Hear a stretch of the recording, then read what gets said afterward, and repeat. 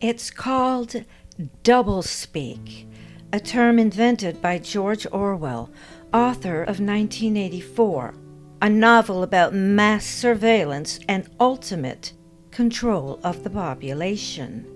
Doublespeak is a language that deliberately obscures, disguises, distorts, or reverses the meaning of words. Doublespeak words are often the exact opposite of what they represent. Their job is to disguise the nature of truth and make it sound more palatable. It's most often used by politicians, governments, and large corporations. Tell me lies, tell me sweet little lies. And this doublespeak is spreading around like wildfire today, worse than ever. It has infiltrated everything. I've got 8 examples for you, and you tell me if you don't see yourself in some of these. Number 1, affordable housing. Owning a home is out of the question for most Americans now, and rental rates are staggering. If you're spending more than 50% of your take-home pay on rent or mortgage, and a great many people are, that's not affordable. Yet they call it affordable housing. Over 50% of your pay just to stay out of the rain. And most of these places are deplorable. Add insane building and zoning regulations, and affordable housing is a joke. Number 2, budget-friendly options. The word options is plural and implies you have a choice. You don't. You take what you can scrounge, what pittance they dole out to you. You know you've heard it. You'll owe nothing and you'll be happy, or so we're told. Number 3, discount groceries. Say what? Nothing is cheap anymore. Nothing. Prices are climbing higher and higher, and the volume of food you get is shrinking more and more. When a 6-ounce can of tuna is now 5 ounces and costs 25% more than it used to cost, that's not a discount. When so-called cheap vegetables are rotten the day after you buy them, that's not a discount. Number 4, reasonable health care. What that really means is high deductibles, constant copays, and large out-of-pocket maximums. That's a newer fun term, isn't it? Out-of-pocket maximum. The only people this helps is those who own the insurance company. It makes it more affordable for them.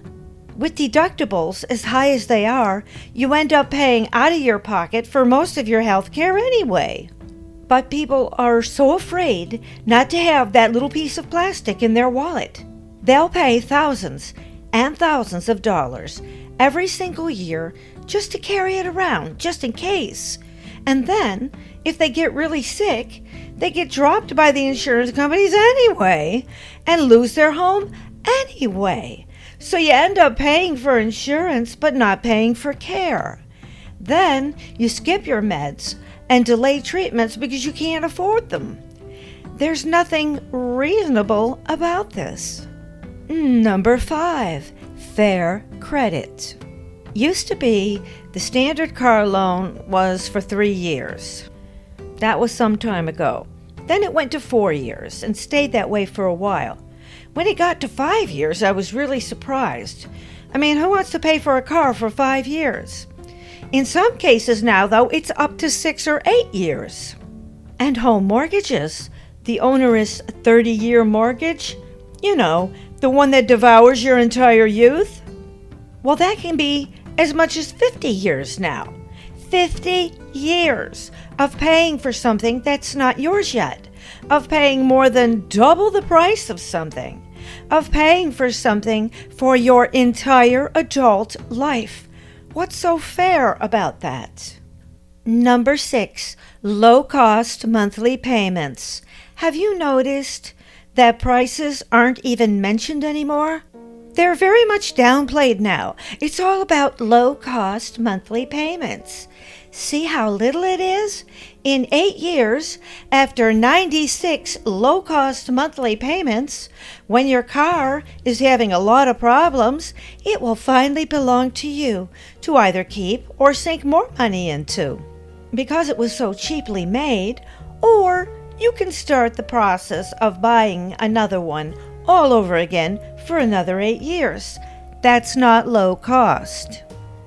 Number 7, small payments. This brings to mind digital bills. This is one of my pet peeves. Phone, cloud, internet, Netflix, Amazon Prime, Spotify, etc. Small payments, so cheap, but you just have a million of them and they really add up. They are permanent things that people pay for every single month for seemingly ever. These can easily work out to be at least $200 a month, if not more, and there's nothing small about that. And number 8, subscribe and save. I hate subscriptions. I hate them. They're just more digital bills. There's no more buying software anymore. Oh no. No, now you pay a monthly or yearly subscription fee. You don't own it anymore. You just keep paying for it forever. Streaming services, YouTube Premium, channel memberships, Sam's Club, Costco, Game Passes, audiobooks, online newspapers, etc. You just keep paying and paying. And for some of these things, you can't opt out anymore. How are these subscriptions saving you anything? So what does affordable really mean? It should mean that you should be able to manage your money, pay your bills, and still put a little bit away. But you see, it's all doublespeak now. They make it sound good, so hopefully you won't dig too far and realize what's actually happening to you. Our words shape our thoughts, and our thoughts shape our reality. When we use their terms, when we think in their words, we are creating the world that they want, and not the world that we want. Words create expectations and limitations, both of which can be good things at times. But when someone else is managing your expectations and limitations with doublespeak words, they're bamboozling you into thinking you're getting a deal. Then you accept the slop they give you without complaining. Tell me something. What do billionaires know about the word affordable? Nothing. They know nothing of it. Today, because of their constant profiteering, affordable actually means survival. That's all it means, survival. For many people, it means just making it month by month, living hand to mouth. When these companies profit off keeping you unhealthy with terrible food and health care, and you are just barely making it, that's not what's called affordable. That's called animal husbandry. You end up being nothing but cattle to these people in a barnyard that they manipulate. And when they squeeze everything they can out of you, they finally sell you off to slaughter.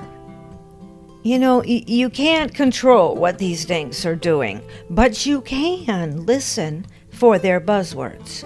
And when you hear them, you make a beeline away from them as fast as you can. Do you hear me? You can't opt out of everything. Not anymore anyway. But there's so much you can cut down on so that life isn't such a constant struggle. You don't need half the things they say you need. Making smart decisions and being wise with your money builds character and strength. And it makes you an interesting person instead of just cattle. So, stop using their words and start using your words. Define what the word struggle means to you and then work on a solution for it.